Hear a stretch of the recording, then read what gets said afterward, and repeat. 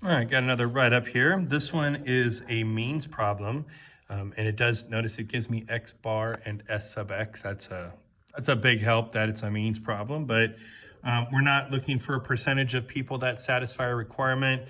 And I did a little bit more follow-up questions so we can go through a little bit different here. All right, so passing AP exam is a great way to knock out college classes and subjects you're not interested in, as well as saving big money.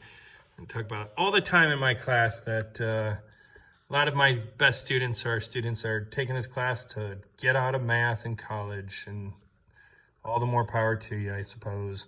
I wish I'd have been able to do that with English classes. All right, the number of AP credits that a random sample of 40 2022 North High School graduates earned is calculated at x bar is 5.3 and s sub x is 1.8.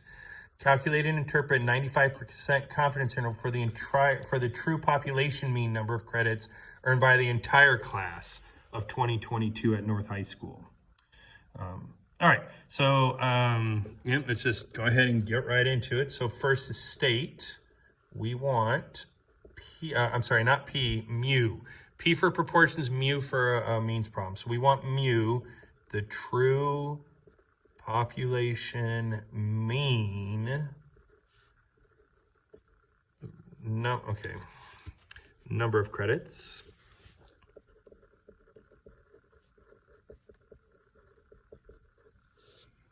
earned by 2022 North High School class of 2022. We'll say graduating class.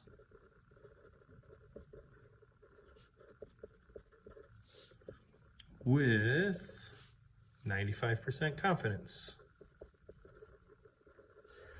All right, so I've got my parameter, define the parameter, and then the confidence level.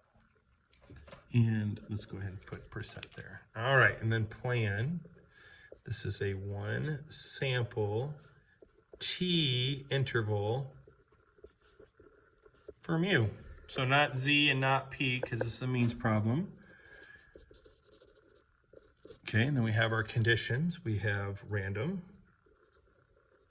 And it says that we have a random selection of 2022 North High School graduates. The 10% rule is that we assume, because we don't know, we assume more than 400 in the 2022 graduating class.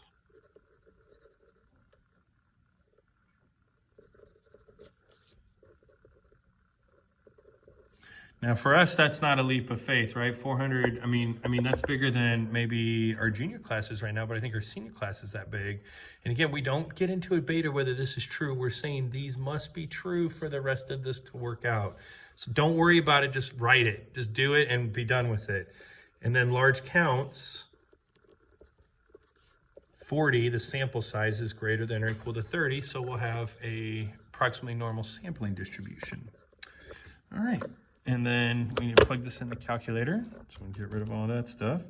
We're gonna go stat test, and we're gonna go to t-interval. For means problems, we use t-interval. It's kind of weird, but that's what's gonna happen. All right, then we have a choice between data and statistics. Data is when we're given the raw data to type in the calculator, and there'll be a video with that in a minute. With those numbers, you actually type those in. But this is what they call summary statistics, where they've given us x bar, 5.3. They've given us s sub x, 1.8, and of course the sample size of 40, and it's 95%. So we just leave that 95 alone, and I hit enter, and there's my confidence interval. Okay, now for one thing you gotta make sure you're careful of is you must give t star in degrees of freedom for a means problem. The degrees of freedom, as long as you remember to write that, it's the easiest thing in the world. It's the sample size, take away 1. T star, we're gonna have to do inverse t. Actually, you know what, I'm gonna write this down so I don't have to retype all this. All right, so there's my confidence interval. Now to get t star, I'm gonna have to do second var's inverse t and split the difference. So this will be 0.975, and the degrees of freedom right there are 39, which I stated, so I better use that same number. And I get my t star is 2.023, I guess we'll go. All right, so 3 components to the do step for a means problem. Not gonna lie to you, that's gonna make that a little bit harder. And also, if you want, you can include Z star in the proportions write-up. You cannot use it. There is no degrees of freedom in a proportion, so you'll get big points taken off for including that in a proportions problem. So no degrees, only in the means problem, all right? Then we're gonna say we are 95% confident that the interval from 4.72, and I'm just going to go ahead and write it. You can also abbreviate or round those a little bit. From the interval from 4.7243 to 5.8757 captures the true population mean. Number of AP credits earned by students in the 2022 class at North High School. So we're 95% confident the interval from A to B captures a true population mean number of AP credits earned by students in 2022 class. All right, so there's your write-up, and then the follow-up questions. The principal's brother is a principal at East High School, and their graduating class had an average of 5.5 credits. Is it plausible that North had the same average as East? Okay, so this one is they're saying, is it plausible that it's the same? And this is going to be yes, because 5.5 is in the interval of plausible values.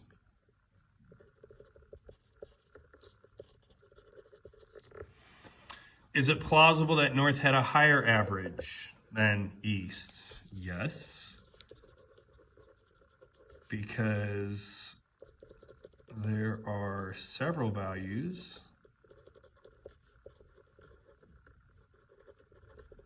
in the interval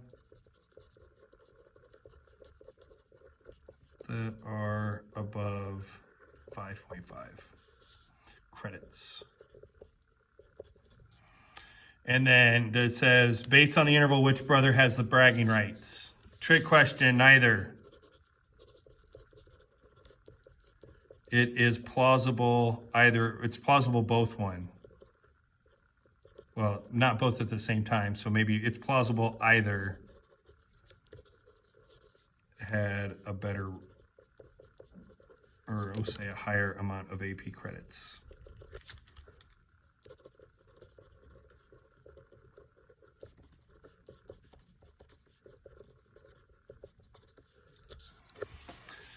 So just a little bit different version of the follow-up questions. Maybe, who knows, maybe there'll be one like just like that, but there it is.